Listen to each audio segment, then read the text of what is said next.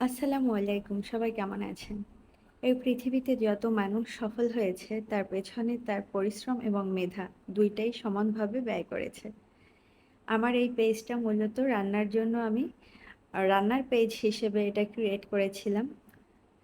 আমি ভীষণ ব্যস্ত থাকি। তারপরও যখন যতটুকু সময় পাই তার মধ্যে থেকে আপনাদের সাথে কিছু আমার রান্নার ভিডিও শেয়ার করি। মাঝে, মাঝে কিছু ফানি ভিডিও শেয়ার করি। ফেসবুক আসলে আমাকে এগিয়ে নিয়ে যেতে চায়। কিন্তু আমি আসলে ফেসবুককে সময় দিতে পারি না।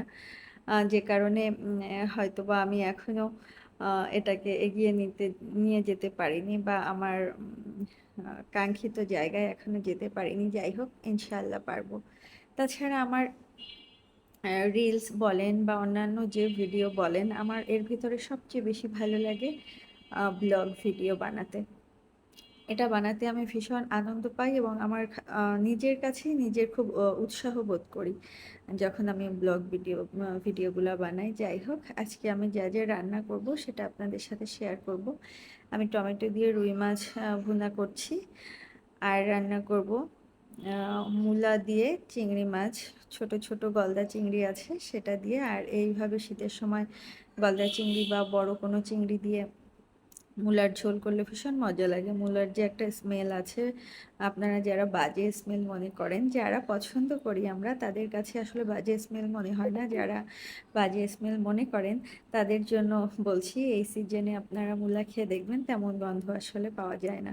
যাই হোক, এখানে মাছ আমার প্রায় কষানো শেষ। আমি এখন এখানে অল্প পানি দিয়ে ঢাকনা দিয়ে ঢেকে রাখবো।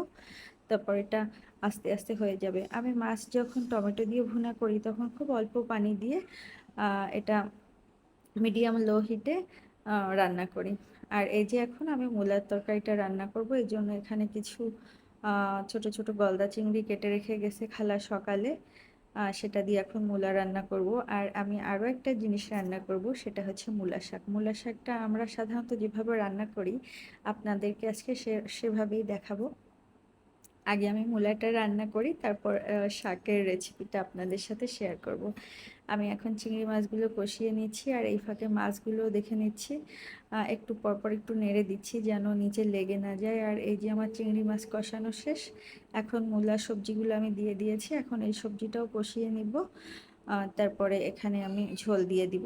এইভাবে হালকা মশলায় সিজনাল শীতকালীন সবজি রান্না করলে ভীষণ মজা লাগে। শীতকালে আসলে সবজির এত সুন্দর একটা স্মেল থাকে আর টাটকা সবজি থাকে, এখানে তেমন মশলা ইউজ না করলেও হয়। তাছাড়া সবজিতে একটু কম মশলা দেওয়াই ভালো। মাছ মাংসে একটু মশলা বেশি দিয়েই আমরা সাধারণত রান্না করি। এই যে আমি ঝোলের জন্য পানি দিয়ে দিয়ে নিয়েছি, এখন আমি এটা ঢাকনা দিয়ে রাখবো। আর এই যে আমার ভুনা মাছ রান্না প্রায় শেষ। এখন আমি উপরে কিছু কাঁচামরিচ আর ধনেপাতা কুচি দিয়ে ঢাকনা দিয়ে এটাকে চুলাটা বন্ধ করে রাখবো। ভীষণ লোভনীয় হয়েছে কিন্তু দেখতে। এই তো আমার রান্না শেষ। আর মূলার তরকারিটাও প্রায় রান্নার শেষের দিকে।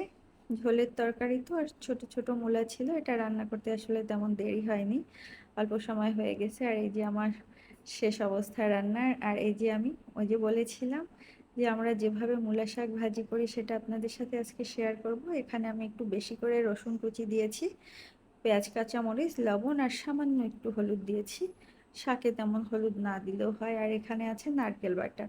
এখানে আমি মোটামুটি একটু ভালো পরিমাণের নারকেল বেটে নিয়েছি।